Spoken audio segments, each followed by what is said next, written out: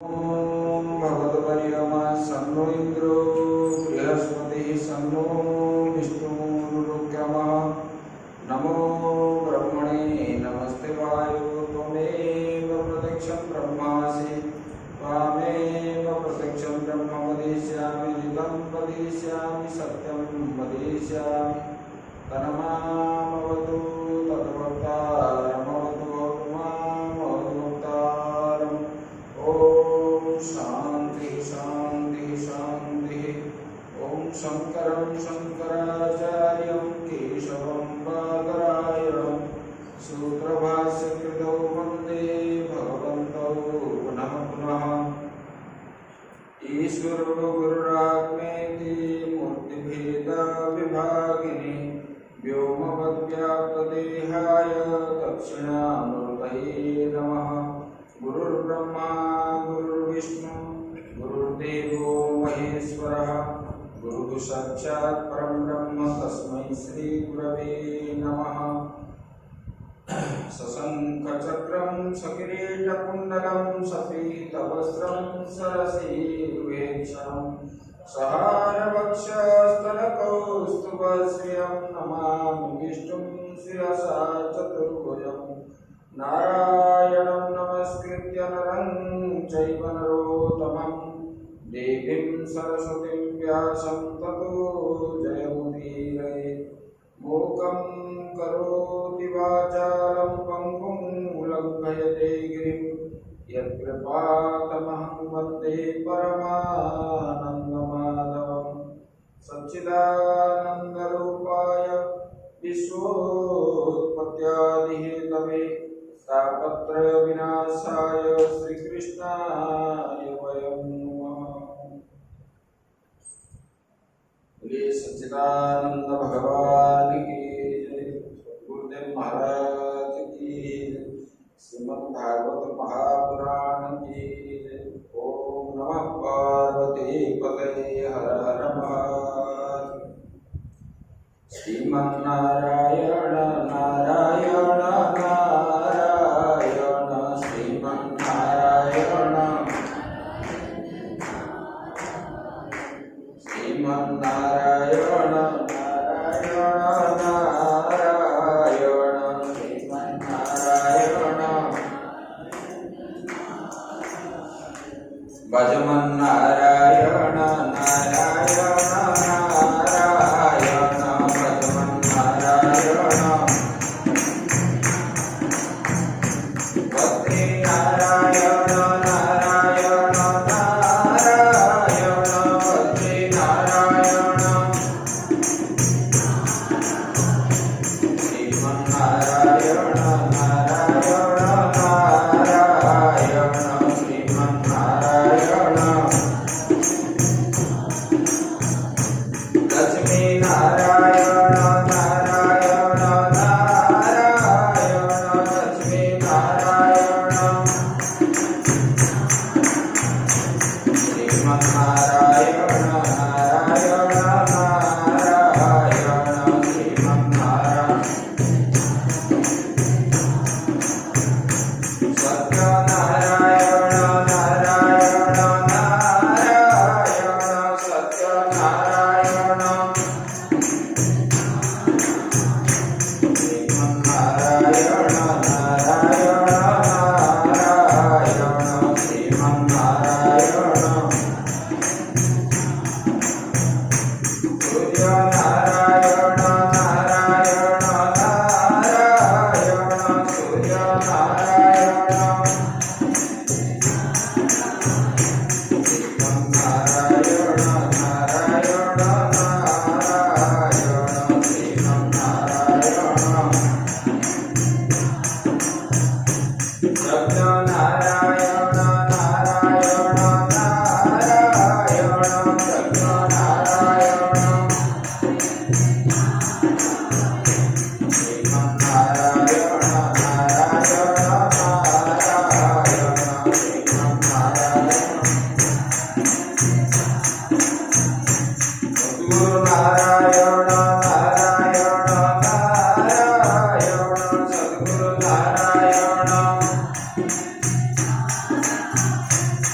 श्रीमन्नारायण नारायण नारायण श्रीमन्नारायण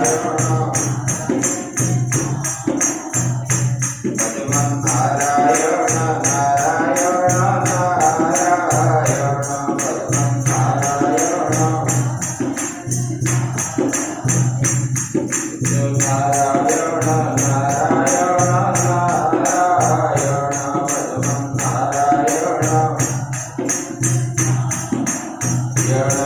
सच्चिदानंद भगवान की जय।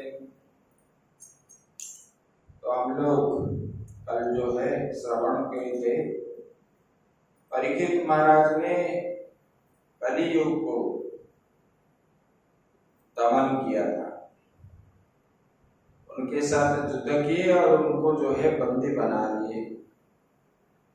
तो कलियुग जो है भय से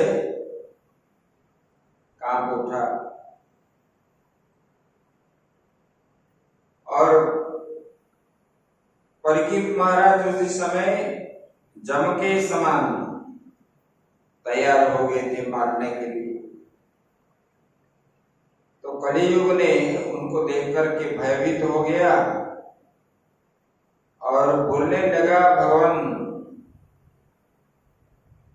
आप परीक्षित महाराज जी ने बोले कि आप मेरे देश में नहीं रहना है, जहां तक मेरा राज है वहां तक आप रहना नहीं, अगर रहूंगा तो मैं तुझे मारूंगा। तो बोले कि भगवान मैं कहां जाऊं, आपका तो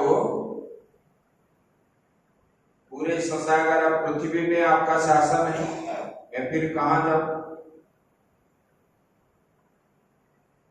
तन्मे धर्मभूतं श्रेष्ठ स्थानं निर्देष्टुमर्हसि यत्रैव नियत वत्स अतिष्ठते स्तुतेनुशासनम्। बोले कि हे धार्मिक शिरोमणि, धर्मभूतं श्रेष्ठ, परीक्षित महाराज धार्मिक में श्रेष्ठ थे। बोले कि हे धर्म श्रेष्ठ, कलियुग में बता रहा है, बोले कि आप मुझे बताइए वो स्थान बता दे। बोले मैं आपके राज्य में कहाँ रहूं।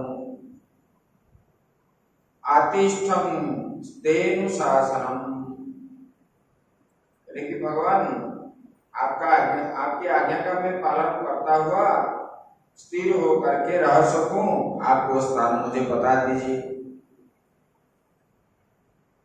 ऐसा कह करके परीक्षित महाराज के श्री चरणों में वो साष्टांग प्रणिपात किया। जो दंड देने वाले होते हैं उनको क्षमा याचना करने से वो तुरंत शांत हो जाते हैं, शिव जी जैसे। इसलिए भगवान शंकर जी का नाम क्या है, आशुतोष। क्षण में रुष्ट, क्षण में तुष्ट हो जाते। तो ऐसे परीक्षित महाराज भी दंड देने वाला व्यक्ति को ज्यादा गुस्सा नहीं होना चाहिए। राजा हो, गुरु हो, पिता माता हो, संतान के ऊपर, शिष्यों के ऊपर, प्रजा के ऊपर ऐसे नहीं होना चाहिए। दंड तो देना है सुधरने के लिए, लेकिन अंदर में क्रोध रखना नहीं चाहिए। तो वही बता रहे हैं। फिर उन्होंने परीक्षित महाराज जी ने शांत हो गए और बोलने लगे, अभ्यर्थितस्तदा तस्मै स्थानानि कलये ददौ द्यूतं पानं स्त्रिय सोना यत्र धर्म चतुर्विधा। बोले कि मैं आपको बताता हूं आपको कहां कहां रहना है। बोले कि आप सुनो ध्यान से। बोले कि मैं आपको 4 स्थान देता हूं। एक तो है द्यूत, द्यूत समझते हैं, जो जुआ खेलने वाले, बोले कि वहीं रहो। और क्या है, बोले कि मद्यम पानम, जहां दारू पीते हैं वहीं रहो कलियुग को। और बोले कि स्त्री संग, वेश्या के घर,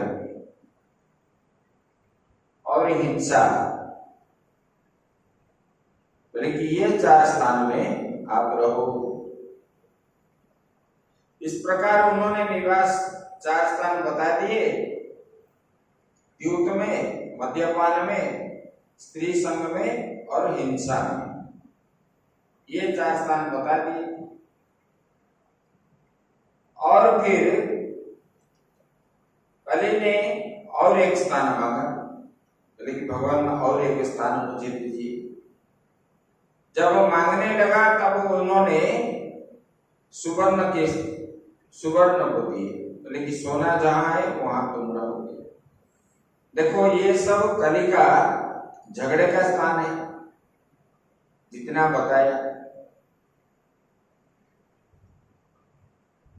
जहां जुआ खेल होता है वहां तो मारपीट होते हैं, वही कली है। और मद्यपान जहां, वहां पर भी है। पीने वाला तो स्थिर होकर के नहीं रहेगा, कैसे भी ये लड़ाई झगड़ा करेगा।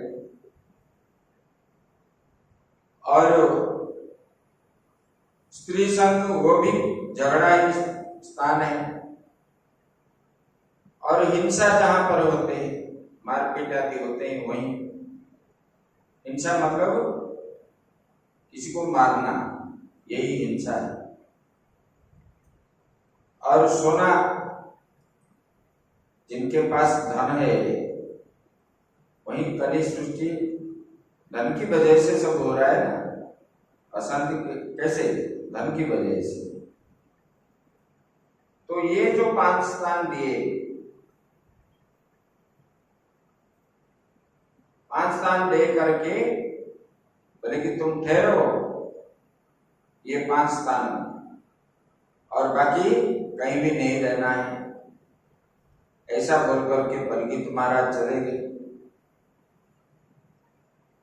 कुछ दिनों के बाद एक दिन क्या हुआ, परीक्षित महाराज ने अपना तिजोरी खोले, रत्न भंडार जो खोले, और खोलते खोलते देखने लगे, उनके पितामहों ने राजाओं को जीत करके धन संपत्ति सब लाए। वहां पर राजा जरासंध का किरीटी था, वो देखने के लिए बड़ा सुंदर था और सोने से बनी हुई थी, और उसको पहन लिए। जैसे पहन लिए, उनके मन में इच्छा हुई मृगया करने के लिए जाएंगे, और मुर्गे के पीछे दौड़ने लगे।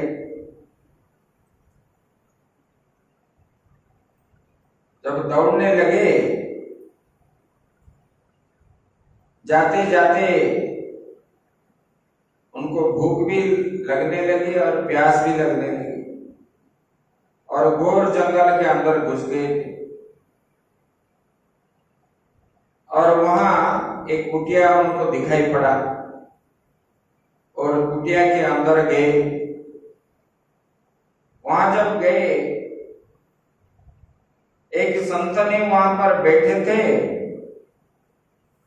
बैठ करके भजन कर रहे थे, ध्यान में थे। और उनका ध्यान जो है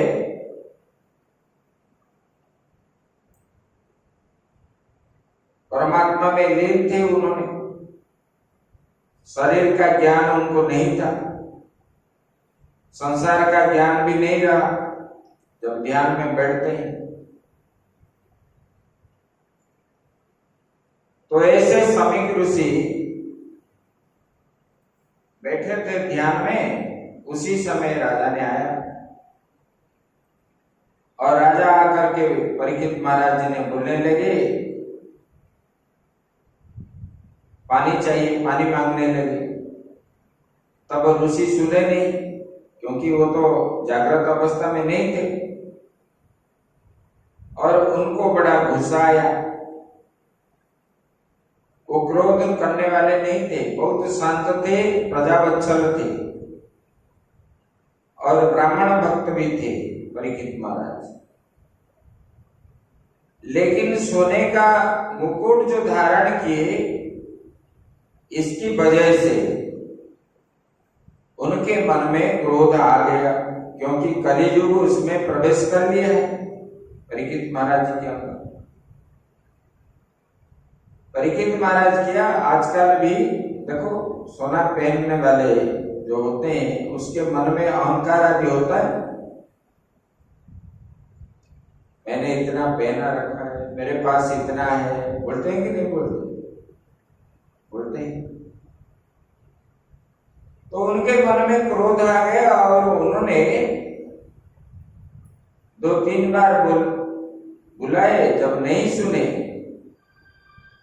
अपना धनुष के अग्रभाग से वहां मर के पड़ा हुआ था एक सर्प, उसको धनुष से उठाए और ऋषि के गले में डाल दी और डाल करके उधर से भागे। उनके पुत्र जो थे वो बड़े तेजस्वी थे। उनको मालूम हो गया, वो नदी में स्नान कर रहे थे और उनको मालूम हुआ कि राजा परीक्षित ने मेरे पिता के गले में सांप को डाल दिया। तब उनको बड़ा क्रोध आया और क्रोध आकर के रोने भी लगा और उन्होंने नदी के जल हाथ से लिए और उनको श्राप देने लगे।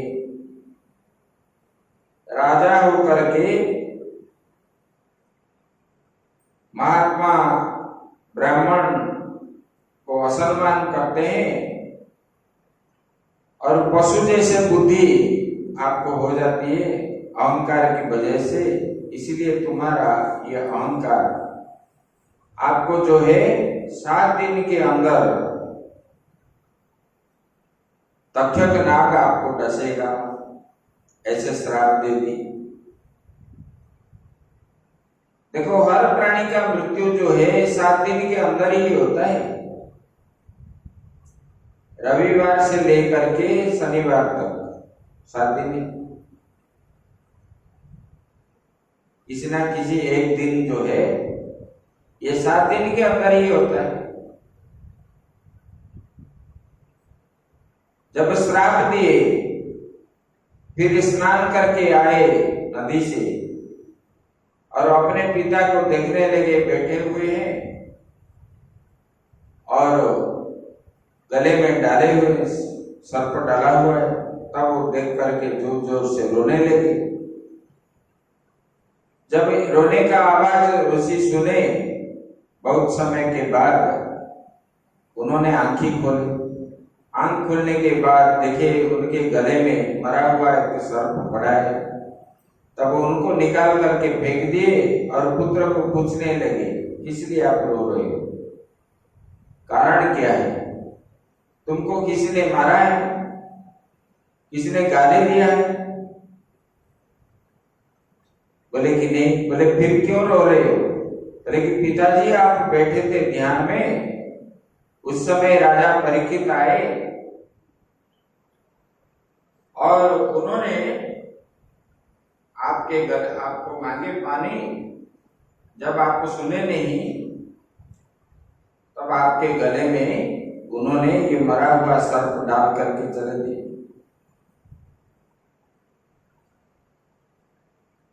और सारा वृत्तांत उनको बता दिए उन्होंने। बोले कि मैंने उनको श्राप दे दिया और 7 दिन के अंदर जो है उनको जो है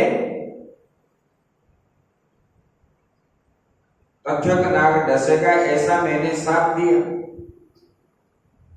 तब जब समीक ऋषि ने ये पुत्र की बात सुने और उनको डांटने लगे, बोले कि देखो राजा भगवान होते हैं, राजा पालन करता होता है और राजा को श्राप देना अधिकार हमारा नहीं है, क्योंकि उनके राज्य में हम रहते हैं, उनके अन्न के द्वारा हम प्रतिपालित होते हैं।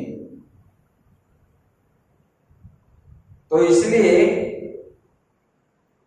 और कली इसी युग में परीक्षित जैसे राजा कोई नहीं है, वो धार्मिक राजा है और आपने मंदबुद्धि करके उनको जो श्राप दिए तो किसका कल्याण है? हमारा कल्याण नहीं है। ऐसे ऐसे बोलने लगे। बोले कि वो तो बड़े यशस्वी सम्राट है और धर्म धुरंधर है, बहुत अश्वमेध यज्ञ की है, ब्राह्मणों को दान दक्षिणा बहुत की है और धार्मिक शिक्षा का अनुष्ठान उन्होंने बहुत करवाया, जिसके द्वारा लोगों को धर्म के बारे में ज्ञान होना चाहिए। ऐसे और वो जो है भगवान के परम भक्त है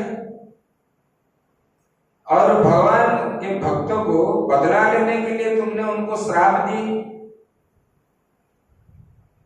तो समीक ऋषि ने तुरंत ही अपने दूसरे शिष्यों को राजा के पास जानकारी के लिए वहां पर भेजे और राजा परीक्षित जब अंतर्महल में गए, अपना मुकुट पोशाक आदि उतार दिए, तब उनके मन में तुरंत ही दुख होने लगा। अरे मैंने आज कैसा पाप कर्म किया।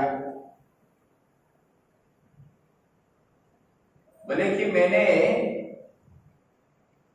एक ब्राह्मण को असम्मान किया। मैंने देखो प्रायश्चित उसी को बोलते हैं, प्रायतः चित्त प्रायश्चित, मतलब जो दुष्कर्म करने के बाद हम लोग जो पूजा पाठ आदि करते हैं फिर वही काम करते हैं, तो प्रायश्चित कहाँ रहा? प्रायतः चित्त मतलब जो कर्म हम कर रहे हैं उससे हमको जो अफसोस हो रहा है, फिर दोबारा हम कभी वो कर्म और ना करें, तो ये प्रायश्चित, उसमें पाप नहीं लगता और उसमें पूजा पाठ आदि करने से कुछ नहीं है। अगर दोबारा हमको गलती मालूम हो गया, होने के बाद फिर दोबारा हम कभी गलती नहीं करेंगे, तो ये हो गया प्रायश्चित। तो ये पता है। बोले कि इन्होंने राजा ने बहुत राजा के मन में दुख होने लगा। फिर उन्होंने रानी को बोलने लगे, अरे मैंने आज ऐसे कर्म कर लिया, बड़ा दुख हुआ उनको। उसी समय राजा और रानी बात कर रहे थे। उसी समय समीक ऋषि के शिष्य वहां पर पहुंचे तो राजा को खबर हुई, तो राजा ने तुरंत बुलाया उनको और आने का कारण जब पूछा तब वो शिष्य ने सब कुछ बताया। बोले कि राजन ने ऐसे ऐसे आपको उन्होंने श्राप दिया, क्योंकि श्राप के बारे में राजा परीक्षित को मालूम नहीं हुआ होगा, इसलिए उन्होंने जानकारी के लिए भेजे उनको। तो राजा ने बोले कि मुझे तो दंड मिलना चाहिए, मैं दंड का पात्र हूं। देखो भगवान का भक्त जो होते हैं कभी नाराज नहीं होते, वो स्वीकार कर लेते हैं, अपना गलती को कबूल कर लेते हैं। तो बोले कि उन्होंने ठीक किया जो मुझे इस प्रकार दंड देने लगे। बोले कि देखो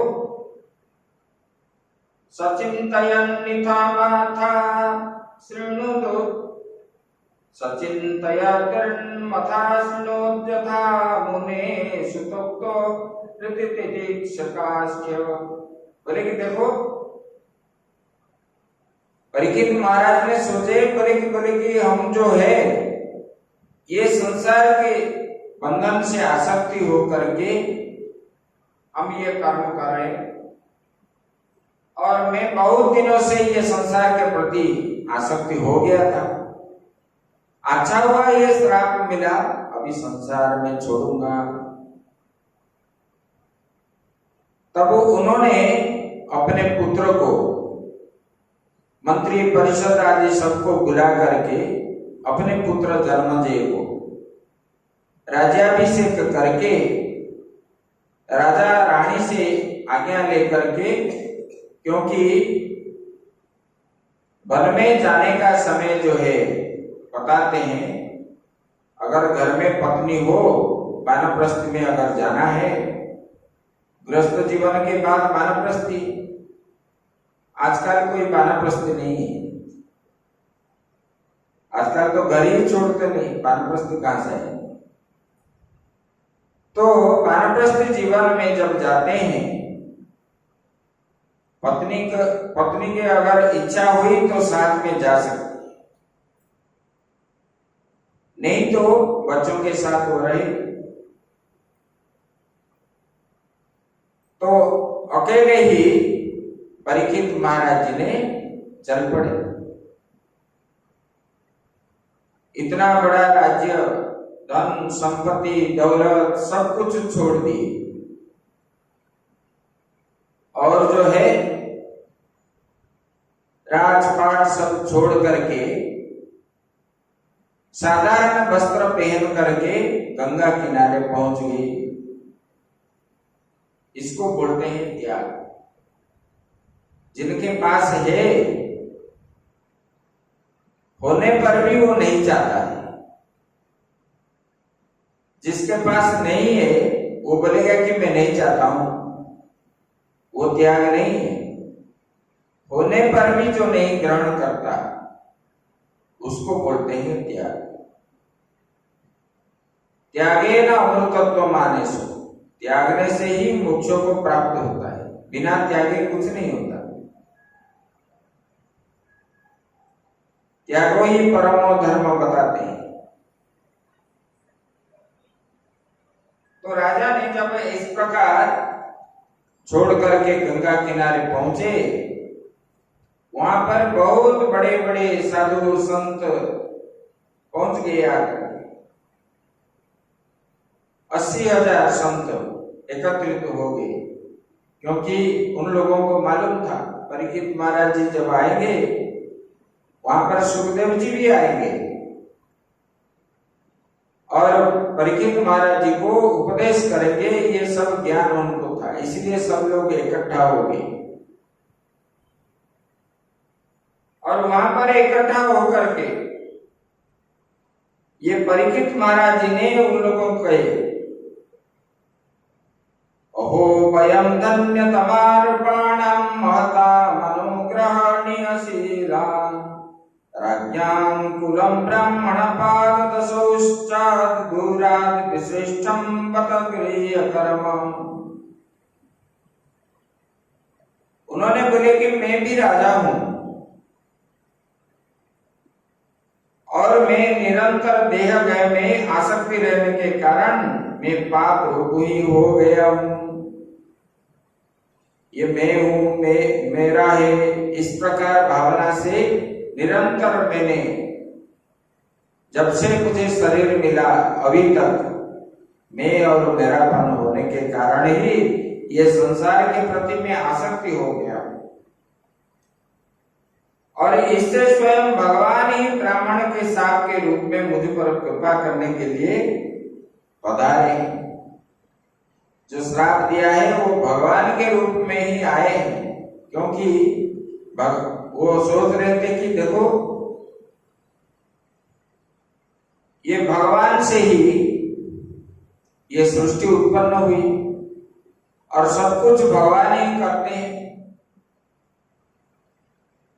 करने वाला भी वही है और कराने वाला भी वही है, और ये संसार जो दिख रहा है वो संसार भी वही भगवान है, उनके अतिरिक्त और कुछ नहीं है। तो बोले कि उन्होंने ही ये श्राप दिलवाया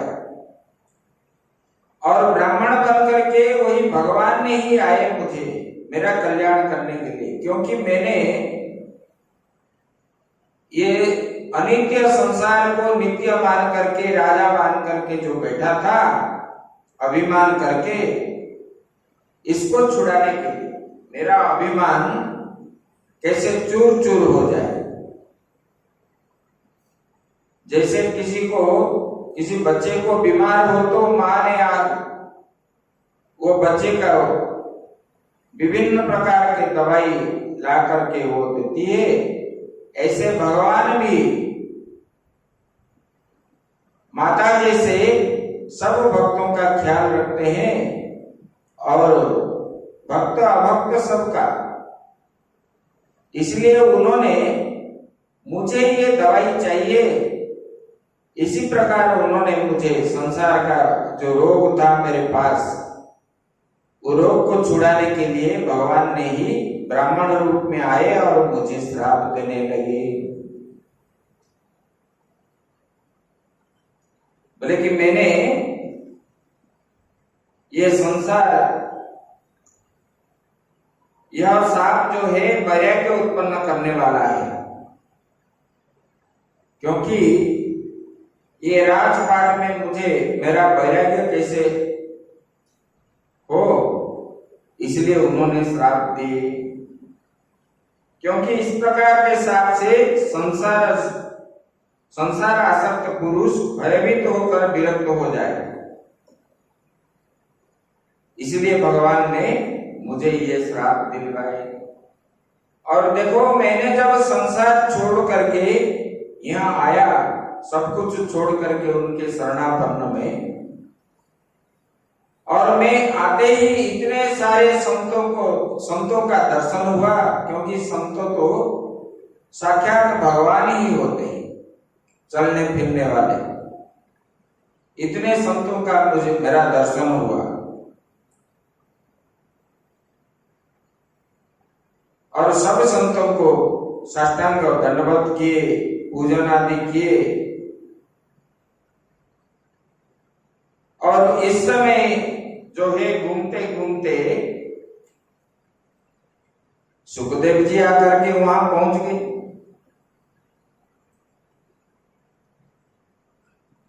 तत्र भगवत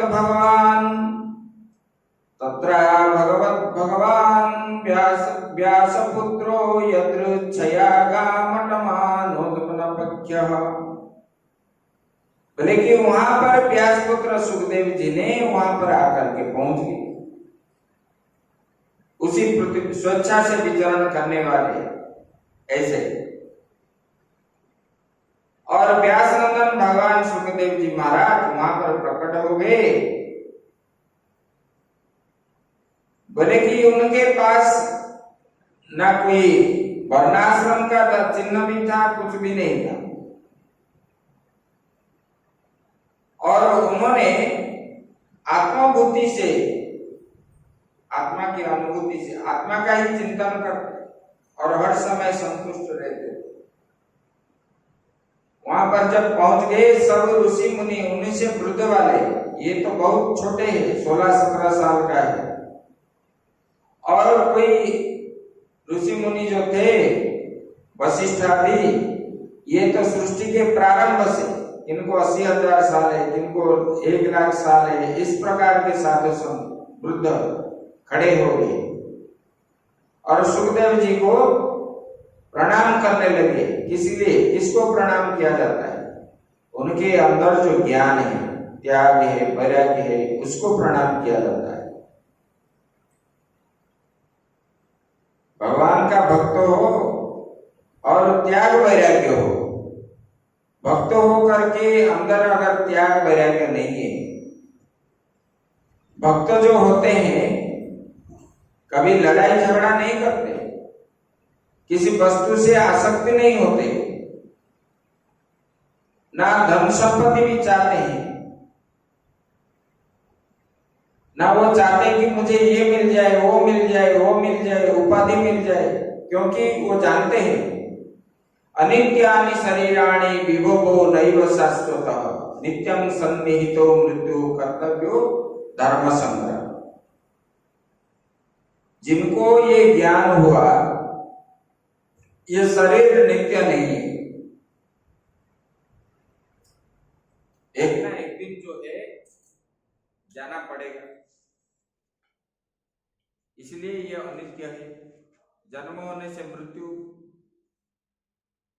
तब उन्होंने ये घर द्वार सब कुछ छोड़ दिया, और शरीर अगर नित्य होता तो कभी कोई मरता ही नहीं, ना भगवान में भी प्रेम करते। ये जितने सारे पदार्थ हमको दिखाई पड़ता है वो सब अनित्य है, इसलिए बोलते हैं अनित्यानि शरीराणि विभवो नैव शाश्वतः। विभव मतलब ये धन संपत्ति घर द्वार ये जगत जो है ये चिरस्थायी नहीं है, ये मतलब अभी है, बाद में रहेगा कि नहीं गारंटी नहीं। जैसे उसी दिन हम बता रहे थे आपको, भूकंप आया, बता रहे थे कि नहीं, अफगानिस्तान में भूकंप आया तो सब चला गया। ऐसे अभी ये तो दिख रहा है, मंदिर दिख रहा है, कमरा दिख रहा है, आश्रम दिख रहा है, खेती दिख रहा है, लेकिन एक सेकंड के बाद की, 5 मिनट के बाद की, कल परसों कुछ क्या होगा हम बता सकते हैं? नहीं बता सकते।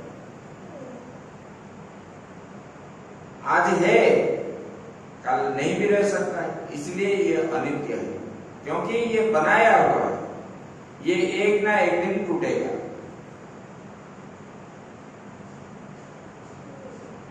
तो विभव नैव शाश्वतः, और एक एक दिन हमारा अतिक्रम जो होता है, मृत्यु इतना नजदीक आ जाता है। इसलिए हमारा कर्तव्य क्या है? बोले कि धर्म कार्य करना। तो जिनको ये ज्ञान हो गया कि वास्तव में ये शरीर अनित्य है, संसार अनित्य है, तो उनका मन किसमें है? परमात्मा में ही। क्योंकि ये संसार जो है बंधन है, इसलिए उन्होंने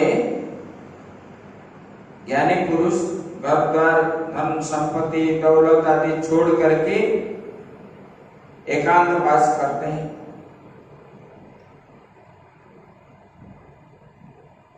और जो आश्रम भी बनाते हैं, मतलब 2 प्रकार के सन्यासी शास्त्र में बताया। एक है परिव्राजक, दूसरा है कुटीचक। परिव्राजक जो है वो घूमेंगे, आज इधर कल उधर परसों उधर, ऐसे भ्रमण करेंगे, भिक्षा करके भोजन करेंगे। कुटीचक वाले जो होते हैं कुटिया बनाएंगे और त्याग वैराग्य पूर्वक वहां रहेंगे। और वहां कर्म क्या है?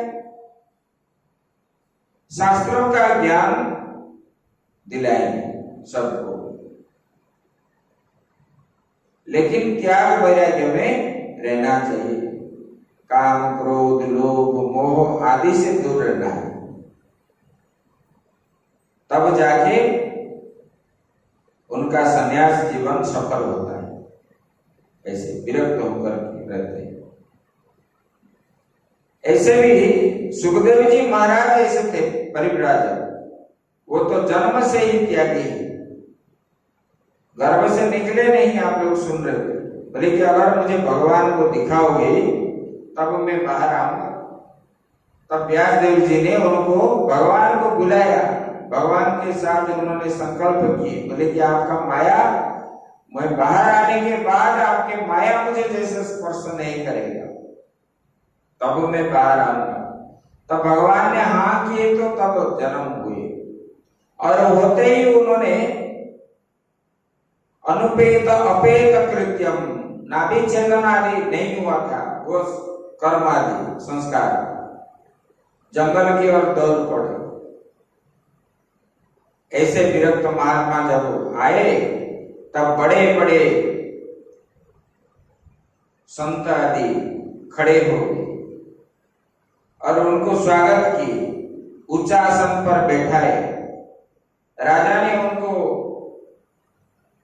पूजन आदि किए, पूजन आदि करा के उनको प्रश्न पूछने लगे। बोले कि भगवान, मरणासन्न व्यक्ति को क्या करना चाहिए, उनका कर्तव्य क्या है? मतलब जिनका मृत्यु नजदीक आ गया है उसका कर्तव्य क्या है, ये सुखदेव जी को उन्होंने प्रश्न करने लगे राजा परीक्षित। तब द्वितीय स्कंद में बता रहे हैं परीक्षित, सुखदेव जी महाराज बता रहे हैं, परिज्ञाने सते प्रश्न कृतो लोकहितं नृप आत्मविद संपद पुंसां श्रोतव्यादिषु यः पर। बोले कि हे राजन, परिज्ञाने सते प्रश्न, आपका जो प्रश्न है वो क्या है? लोकहित कर गए, अगले वाले लोगों के लिए वो हित कारक है। आपने जो प्रश्न पूछे,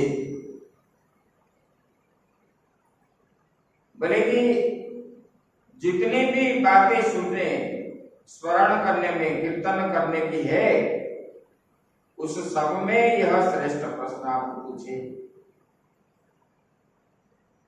अंतिम समय में जीव को क्या करना चाहिए? बोले कि आत्मज्ञानी पुरुष ये प्रश्न करते हैं, गृहस्थ ये नहीं करता है। गृहस्थ जाकर के गुरु के पास क्या बोलेंगे?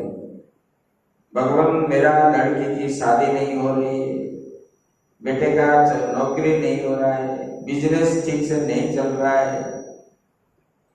ये संतों को पूछना नहीं चाहिए।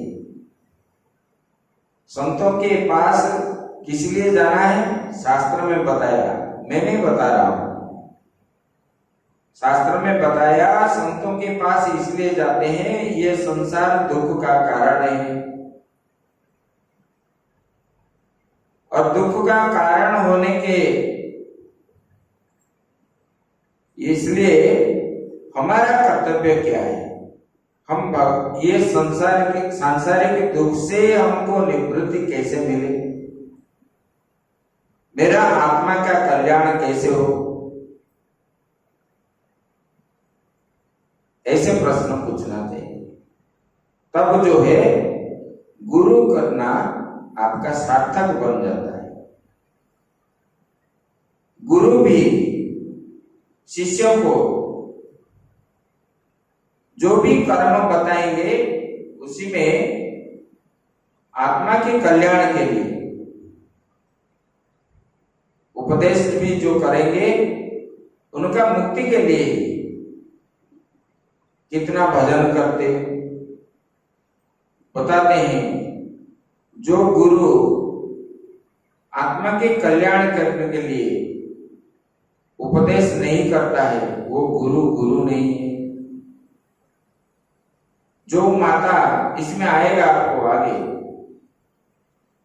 जो माता पुत्र को भगवान की प्राप्ति के लिए उपदेश नहीं करती है, वो माता भी माता नहीं है, वो पिता भी पिता नहीं है, गुरु भी गुरु नहीं है। ऐसे देखो, भगवान शंकर जी के एक भक्त थे, बचपन से उनके पिता नहीं थे और ब्राह्मण भी थे। और उन्होंने माता के पास रह रहे थे उपमन्यु, और माता बहुत गरीब भी थी और उनका कोई सहारा नहीं था। और पति जाने के बाद अपने भाई को बुलाया और भाई के साथ घर में आ गए, और भाभी ने उनको जो है प्रताड़ित करने लगी, उनको भोजन नहीं दे रहे थे और काम में ज्यादा दिन लगा दी। एक दिन क्या हुआ, उपमन्यु ने दूध पीने के लिए रोने लगे। दूध पीने के लिए जब रोने लगे तब उन्होंने जाकर के भाभी को बोलने लगी, तो उन्होंने दिया ही नहीं। तो इन्होंने चावल को पीस करके उनका पानी निकाल के उसी में चीनी डाल के उनको पिलाया। तो उपमन्यु ने बोला कि ये तो दूध नहीं है। बोले कि बेटा इसको ही पीना पड़ेगा, अगर तुम दूध चाहते हो तो भगवान शंकर जी की उपासना करो, वो चाहेंगे तो मिल जाएगा दूध। तो उपमन्यु ने तुरंत ही चला गया और वहां पर जाके भगवान शंकर जी को पंचाक्षरी मंत्र का जाप किया और जंगल में ही रहा और आया नहीं। माता इधर ढूंढने लगी, कहाँ गया बेटा, किसको बताया नहीं। और कुछ दिनों के बाद भगवान शंकर जी ने इंद्र बन करके आए उनके पास, उनको परीक्षा करने के लिए। बोले कि मांगो जो मांगना है हम देंगे, तुम घर चले जाओ। बोले कि नहीं, मैंने बिना दर्शन किए मैं घर को नहीं जाऊंगा। तो भगवान इंद्र बन करके आए हैं और बोले कि मुझसे वर मांग लो, शिव जी से क्या मांगना है। तो बोले कि आप तो इंद्र है, आपको तो मैंने नहीं बुलाया, तो मैं आपसे कुछ नहीं लूंगा। तो उन्होंने उनको बहुत डराए, फिर भी उन्होंने डरा नहीं और भगवान शंकर जी को पकड़ करके वहीं पर बैठने लगा और ओम नमः शिवाय का जाप करने लगे। तब भगवान शंकर जी और माता पार्वती दोनों उनको दर्शन दिए और उनका कल्याण हुआ और वो बड़ा भक्त बन गए।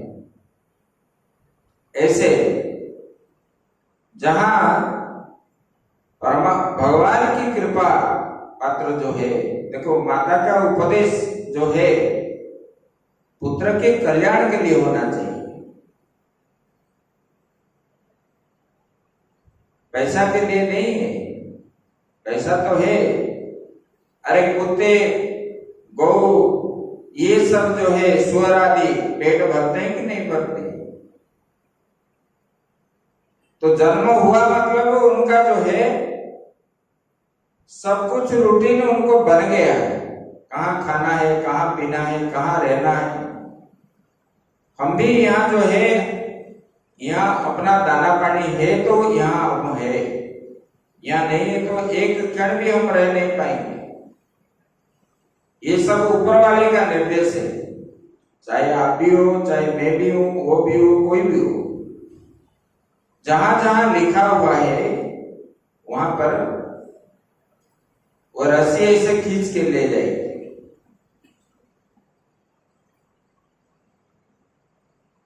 तो हम जो है ऐसे राजा परीक्षित भी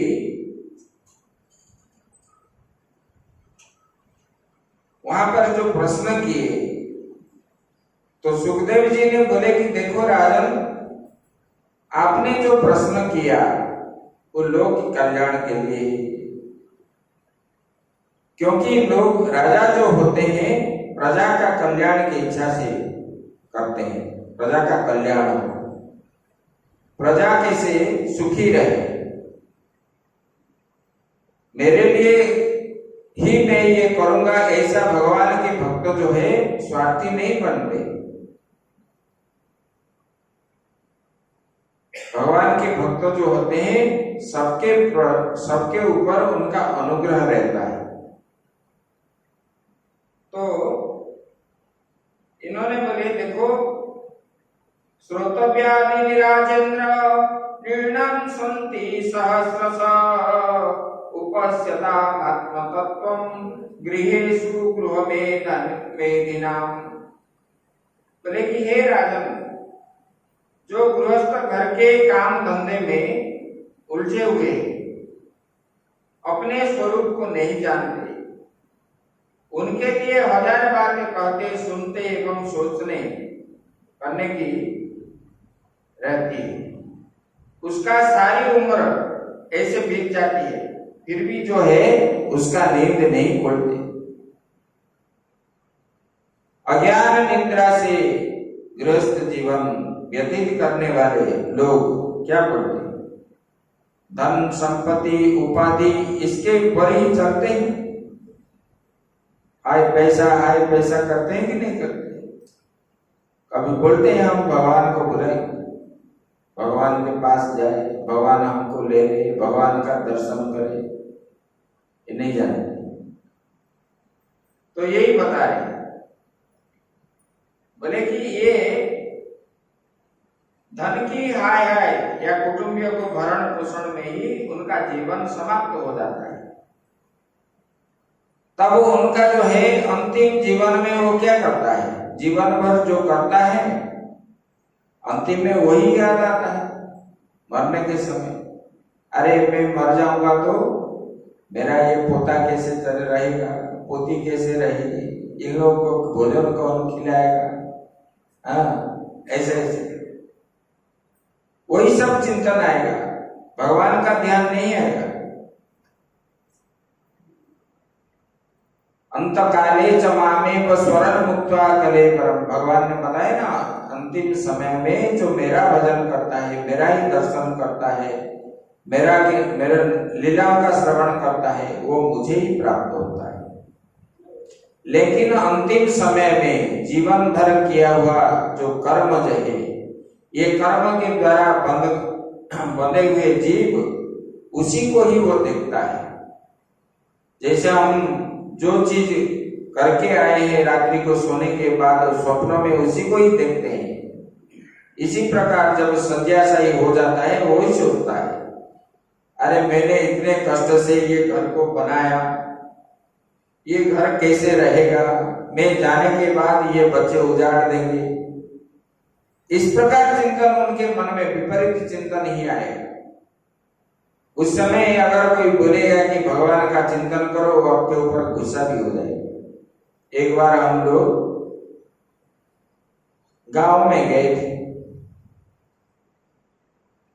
जंगल में रहते थे, गांव में गए थे भिक्षा करने के लिए शाम के समय,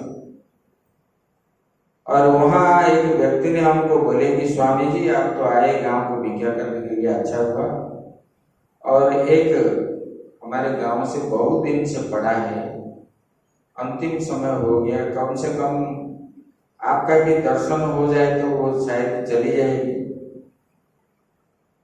तो बहुत अन्य विनय होकर के हमको बोले, तो फिर हम उधर चले उनके घर में, और वहां उनके बेटा बहू ने हमको बहुत स्वागत सत्कार करके लिए, और बूढ़ी के पास हम गए।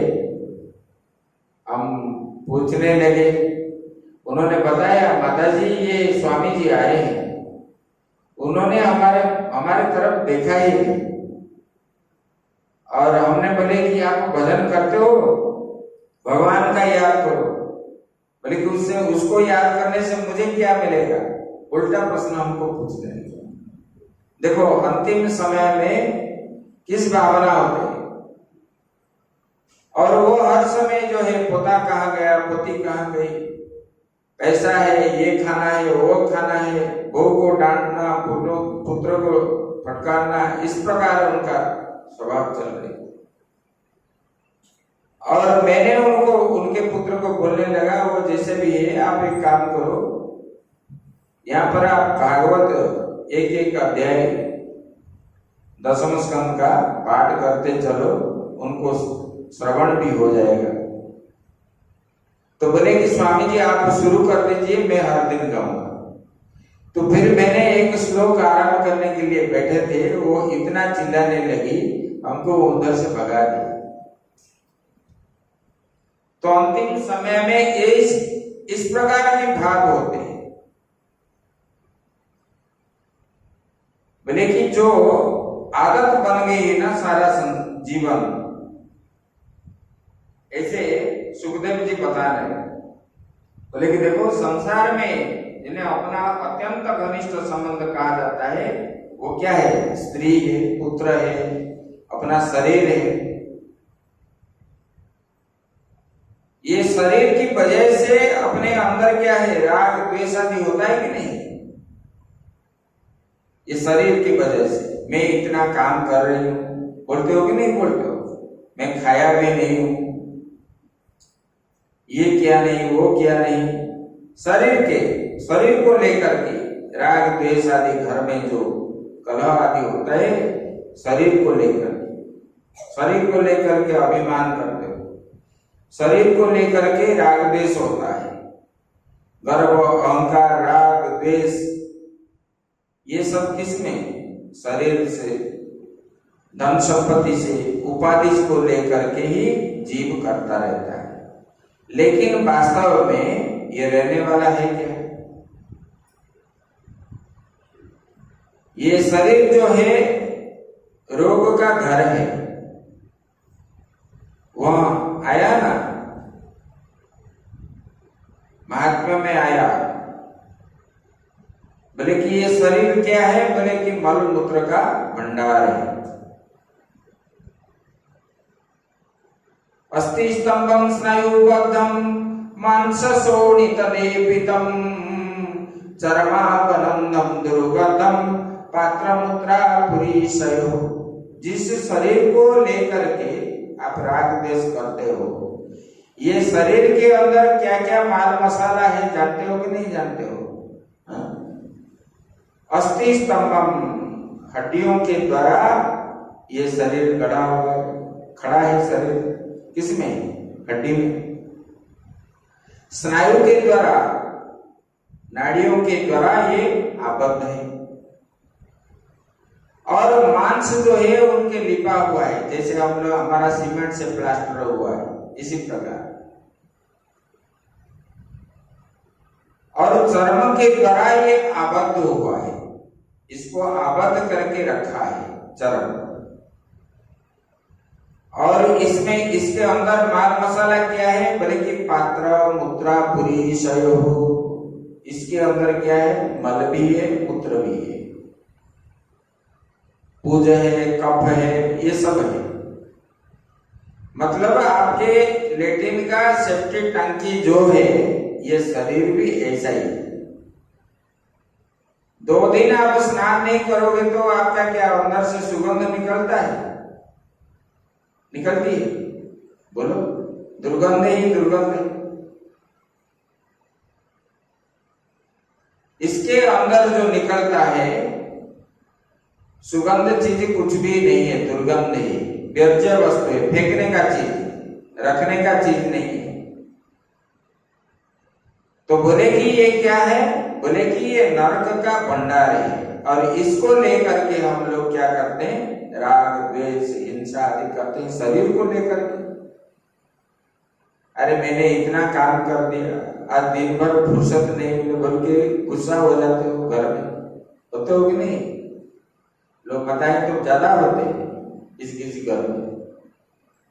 लेकिन ये शरीर कितना दिन रहेगा? आज है, कुछ समय के बाद रहेगा कि नहीं, गारंटी नहीं। इसलिए राग द्वेष नहीं करना चाहिए। ये शरीर जो है, देखो आज हम लोग है, अच्छे काम करके जाएंगे तो हमारा जो है उत्तम गति हमको प्राप्त होगी। हम राग करेंगे, द्वेष करेंगे, लड़ाई झगड़ा करेंगे तो इसमें क्या है, हमको जो है बंधन में, नरक में जाना पड़ेगा और बंधन में फंसेंगे, बार बार हमको जन्म लेना पड़ेगा। अभी मनुष्य जन्म मिला है, आगे जन्म में फिर ऊपर सुपर जोनी भी हो सकता है। इसलिए हर समय अच्छे कर्म करना चाहिए। अज्ञान की वजह से जब तक राग द्वेष हो रहा था, जानने के बाद ये सब छोड़ना भी चाहिए। सबके साथ प्रेम, भगवान का भक्त जो होते हैं ना, सबके साथ प्रेम से भजन गाते हो, सीताराम सीताराम सीताराम कहिए, जाही विधि राखिए राम ताही विधि रही। इधर भजन तो गाते हो, लेकिन घर में क्यों गुस्सा दिखाते हो, बाहर में? जैसे जैसे भगवान ने हमको रखे हैं उसी हिसाब से हमको रहना चाहिए। देखो, अपने एक एक दिन का जो है अपना प्रारब्ध में जो लिखा है वही है। अगर आज भोजन हमारे प्रारब्ध में नहीं है, घर में बनी हुई है, फिर भी हम खा नहीं पाएंगे। हम खुद बनाए, देने वाले भी कोई नहीं है, फिर भी जो है अपना है तो खा पाएंगे, अगर नहीं है तो खा भी नहीं पाएंगे। ऐसा है। तो एक एक दिन का रूटीन बनी हुई। तो ये जो अंतिम प्रश्न पूछने लगे, अंतिम समय में जीव को क्या करना चाहिए, क्यों नहीं, क्या नहीं करना चाहिए, तब परीक्षित महाराज जी को सुखदेव जी ने बताया, बोले कि देखो, जीव जो है जीवन भर के ऐसे ऐसे कर्म करके आया है, राग द्वेष हिंसा काम क्रोध लोभ मोह से ग्रसित होकर के रहा। तो बोले कि ये इतना छोड़ना आसान नहीं है। बोले कि ये सब असत पदार्थ के प्रति उनका आसक्ति ज्यादा है। तस्मात् भारत सर्वात्मा भगवानीश्वरो हरि श्रोतव्य कीर्तितव्यश्च स्मर्तव्यश्चेत् सदा भयम्। बोले कि हे राजन, हे भारत, भारत भारत क्यों बोले परीक्षित जी? भरत वंश में उत्पन्न होने के कारण उनको भारत बोले। बोले कि तस्मात् भारत, बोले कि हे राजन, सर्वात्मा भवानीश्वरो हरि, ये सर्वात्मा परमात्मा हरि, बोले कि ये ईश्वर है और सबके अंदर आत्मा के रूप में निवास करने वाले हैं। भगवान सबके पास है। हम मनुष्य है, हमारे पास ही है, लेकिन वो पशु है उनके पास नहीं है, इस प्रकार नहीं, सब जीवों के पास। इसीलिए हमारा कर्तव्य क्या है? बोले कि श्रोतव्य, श्रवण करो, भगवान के लीलाओं का हमको श्रवण करना चाहिए। बोले कीर्तितव्यश्च, कीर्तन करो, वही भजन, भगवान के नाम को कीर्तन करो और बार बार उनको जो है मनन करो।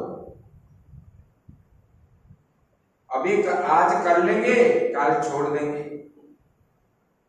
जैसे कि शिवरात्रि आए, शिवरात्रि का उपवास कर दिए और उसी दिन अखंड जाप करने लगे ओम नमः शिवाय। उसके और 1 साल तक हम और नहीं करेंगे कि वो माला को भी दर्शन नहीं करेंगे, तो फायदा क्या है करने? जो होना है उसको नित्य करना चाहिए।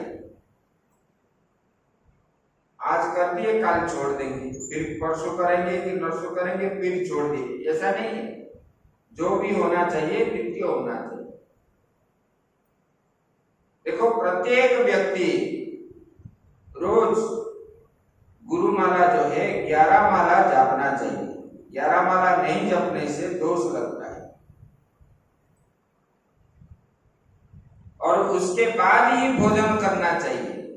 एक नियम बना लो, संकल्प कर लो मन में, हम ये करके ही हम भोजन करेंगे। अगर नहीं किए तो हम भोजन नहीं करेंगे। तब ये जो है आगे बढ़े। हम मन में दृढ़ संकल्प नहीं करते और क्या करते, आज नहीं किए तो कल 2 दिन का कर लेंगे, कल भी ऐसे कुछ काम आएगा तो बोलोगे कि फिर 3 दिन का कर लेंगे। अच्छा, रोज बढ़ता है कि घटता है? जब 1 दिन का कर नहीं पाए फिर 5 दिन 10 दिन का कैसे करोगे? और बोलोगे कि हमको तो बैठा नहीं जाता, हमारा ये कमर दर्द होता है, ये हाथ पांव दर्द होता है, यहाँ झिमझिमा बन जाता है, ये सब समस्या अशुभ आ जाए। इसीलिए नित्य करना चाहिए, थोड़े थोड़े करना चाहिए और नित्य करना चाहिए। देखो सुबह शाम जो है आपको आएगा 3रे स्कंद में, वहां हिरण्यकशिपु हिरण्य उत्पन्न जन्म समय में वहां पर आएगा अदिति के बारे में और कश्यप ऋषि बताएंगे उनको। सुबह ब्रह्म मुहूर्त में और जो है शाम को त्रिसंध्या के समय घर में पूजा पाठ भजन ध्यान ये सब होना चाहिए। ये नहीं होने से घर में अशांति ही फैलेगी। इसलिए ब्रह्म मुहूर्त में उठ के, कोई ना उठे, हम उठ करके स्नान वान करके गुरु मंत्र का जाप किए और अगरबत्ती, कुछ नहीं तो अगरबत्ती एक जला ले भगवान के पास और प्रणाम करके, फूल आदि तो दे भी सकते हैं, 1-2 फूल दे करके कुछ भी पाठ करो घर में, भले गीता ही 1 श्लोक बोलो, भागवत का भी एक पृष्ठ बोलो। आजकल तो सब सुविधा है, तो ये सब घर में होने से घर में शांति बनता है। ये जब नहीं होते घर में शांति कभी भी नहीं होती। ये बच्चों के ऊपर भी यह असर पड़ता है। और शाम के समय भी ऐसे संध्या आदि दे करके बस भगवान के पास बैठना है 5-10 मिनट और वहां कुछ स्तोत्र पाठ आदि करके, जिनका जो अभ्यास है, आजकल तो सब साधन है।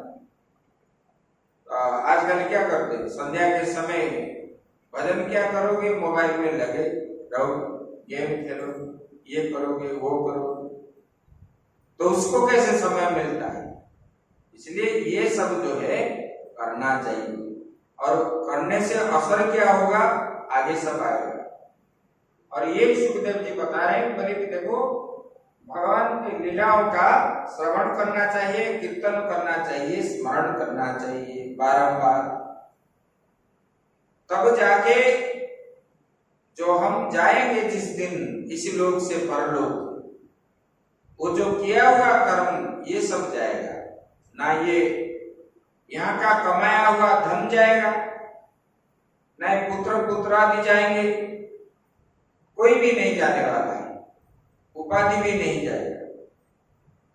हमारे साथ हमने इसी जन्म में जो किया हुआ कर्म है, ये कर्म रूपक बीज जो है हमारे साथ जाने वाला है।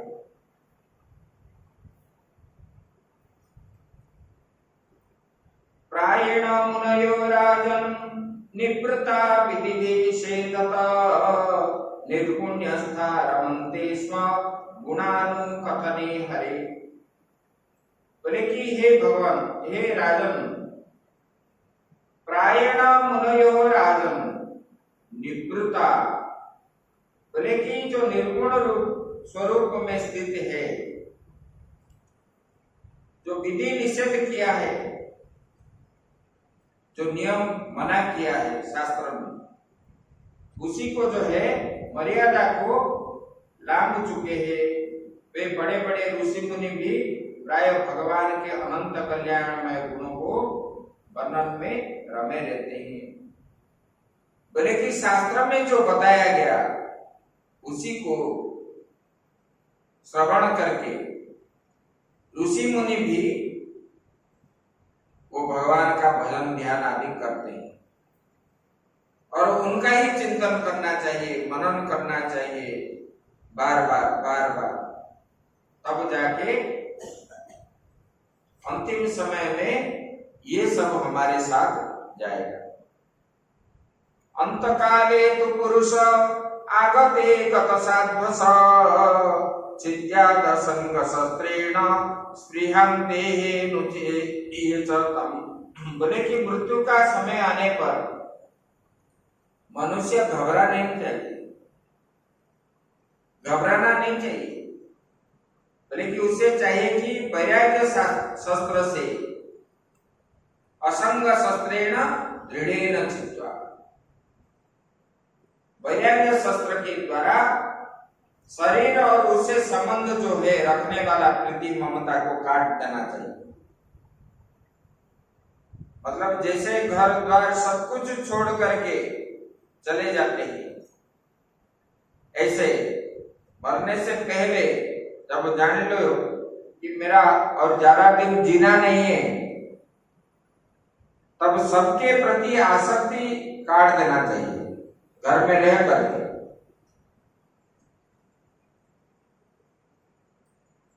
किसी के प्रति आसक्ति नहीं होना चाहिए और एकांत बैठ करके भगवान का ही चिंतन मनन करना चाहिए, तब जाके ये फायदा। अंतकाले मृत्यु के समय में बोले कि वो क्या है, बोले कि किसी के प्रति, बोले कि असंग शस्त्रेण स्पृहाम देहेनु, बोले कि ये देह का भाव जो है, और उसी समय क्या करते हैं, ये शरीर पीड़ा होता है, यहाँ पीड़ा होता है, यहाँ पीड़ा होता है, ये सब होता है। बोले कि शरीर के प्रति आसक्ति और सगे संबंधी के प्रति आसक्ति को त्यागना चाहिए।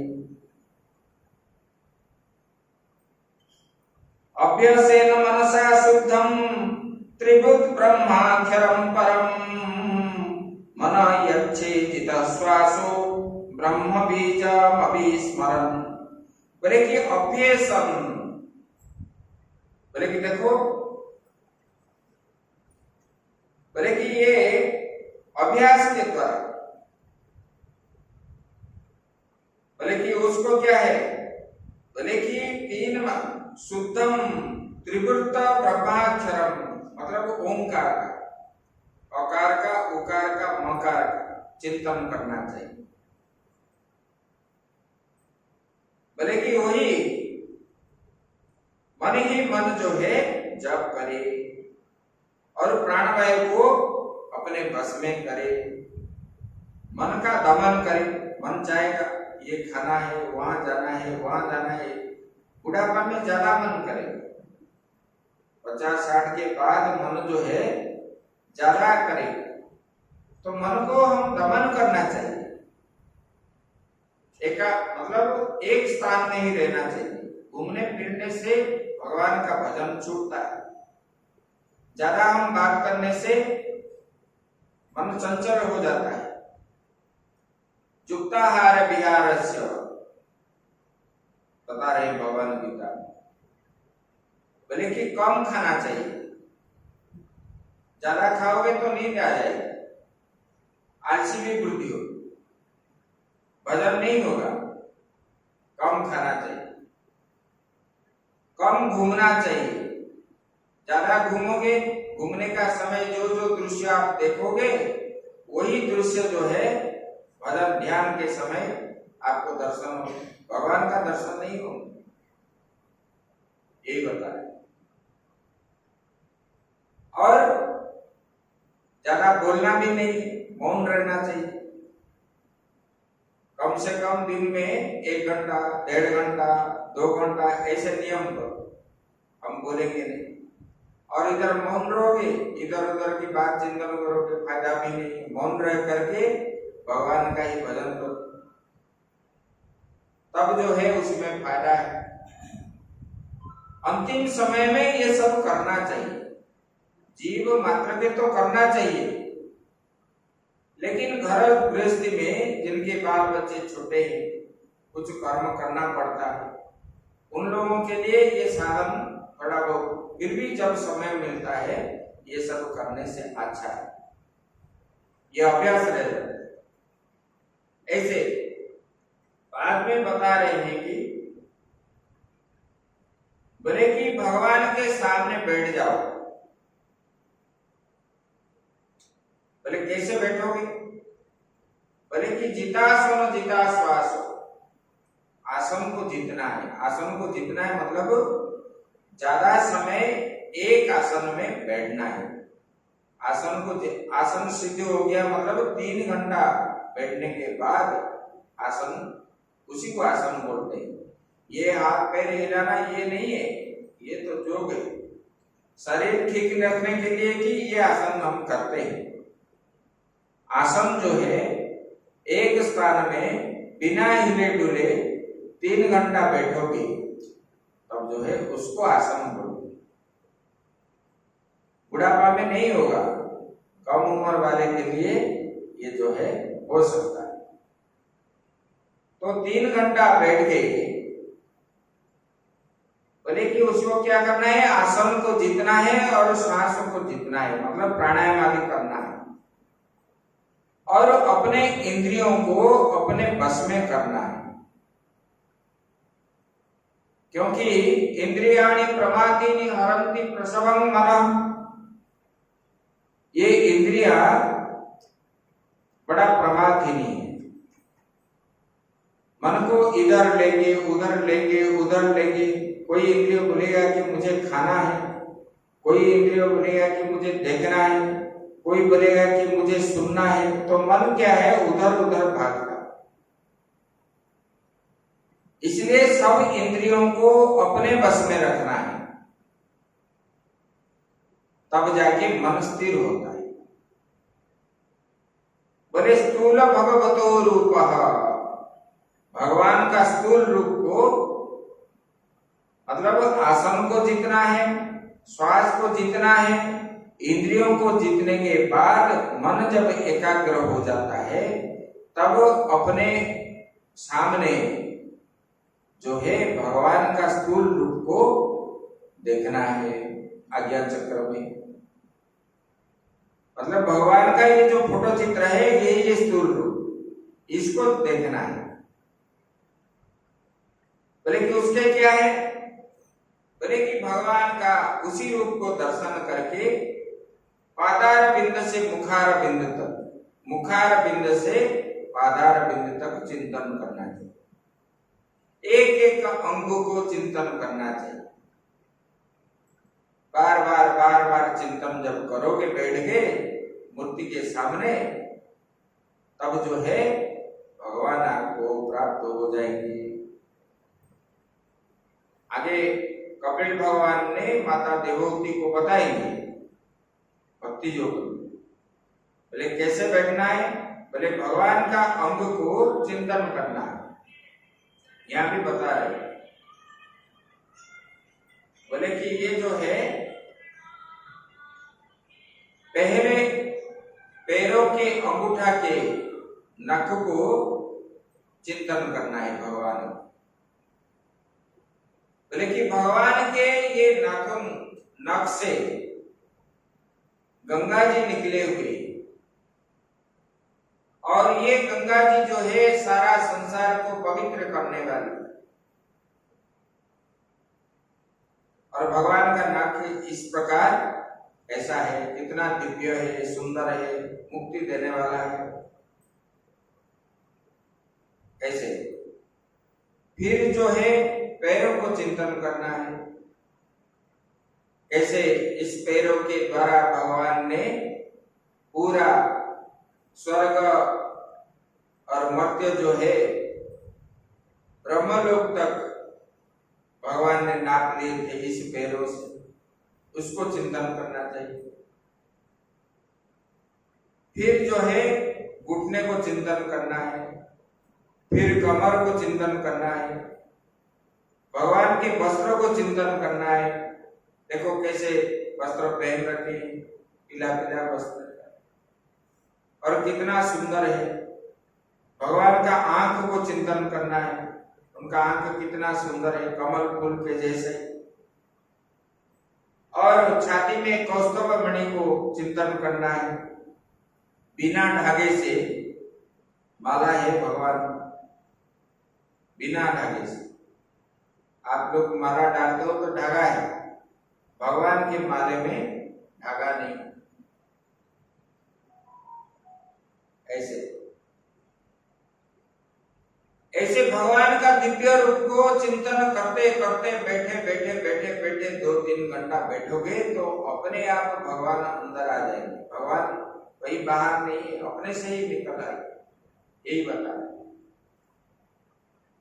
बोले कि देखो इंद्रियों पर विजय करना चाहिए, अपने इंद्रियों को अपने बस में रखना चाहिए। इंद्रियों को बस में जब तक नहीं रखोगे आप एक क्षण भी भगवान का भजन नहीं कर पाओगे। और राग द्वेष ये सब दूर से रहना है। कोई हमको गाली दिया, गाली करने दो, क्या होगा?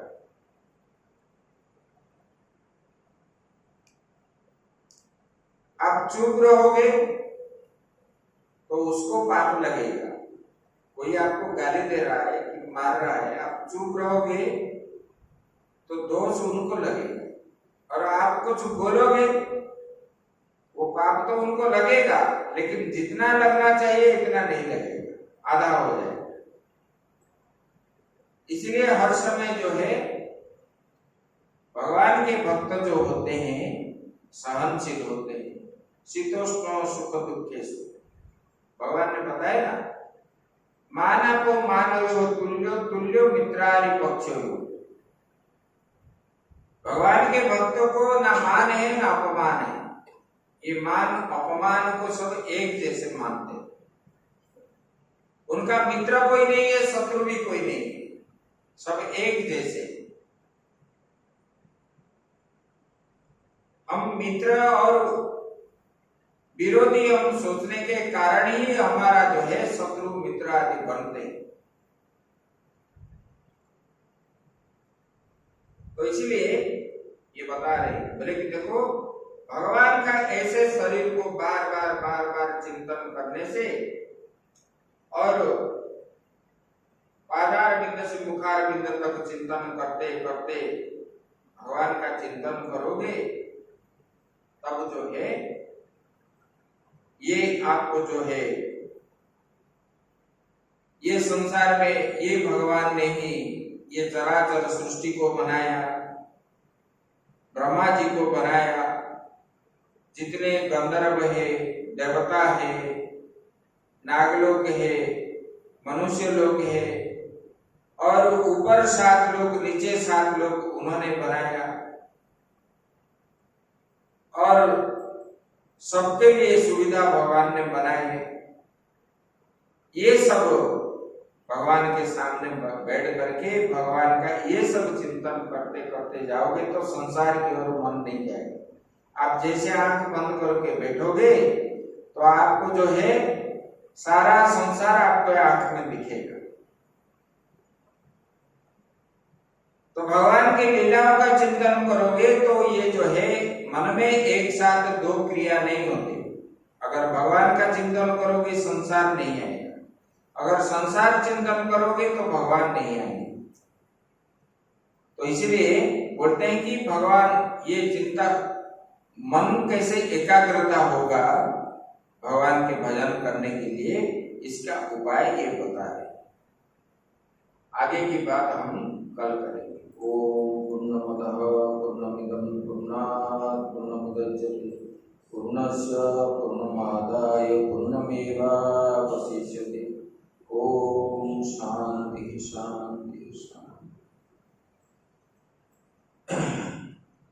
श्री राम जय राम जय जय राम। श्री राम श्री राम जय राम जय जय राम। श्री राम श्री राम जय राम जय जय राम। श्री राम श्री राम जय राम जय जय राम। श्री राम जय राम श्री राम जय राम जय जय राम। श्री राम श्री राम जय राम जय जय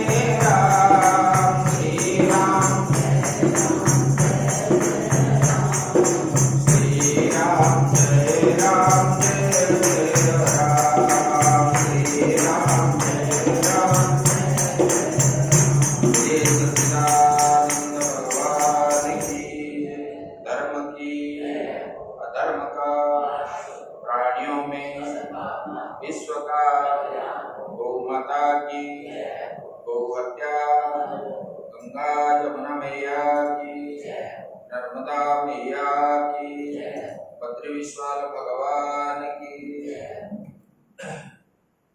द्वारिकाधीश भगवान की, रामेश्वर भगवान की, बलभद्र स्वामी की, सुभद्रा माता की, जगन्नाथ स्वामी की, चक्र सुदर्शन की, श्री बांके बिहारी लाल की, गिरिराज महाराज की, राधा रानी की, पवन सुत हनुमान की, राम लाला की, काशी विश्वनाथ भगवान की, आद्य गुरु शंकराचार्य भगवान की, अपने अपने गुरु महाराज की, आज के आनंद की। ओम नमः पार्वती